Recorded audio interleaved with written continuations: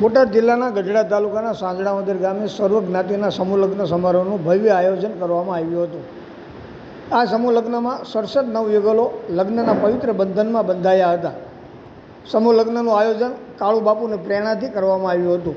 સમારોહમાં ગ્રામજનો અને મહેમાનો મોટી સંખ્યામાં ઉપસ્થિત વચ્ચે પરંપરાગત રીત રિવાજો સાથે લગ્ન વિધિ પૂર્ણ કરવામાં આવી।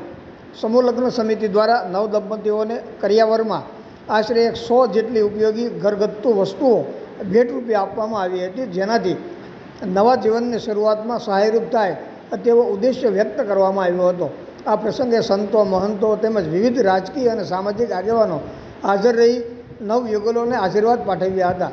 સમગ્ર કાર્યક્રમ આનંદ અને ઉત્સાહના માહોલમાં સંપન્ન થયો હતો।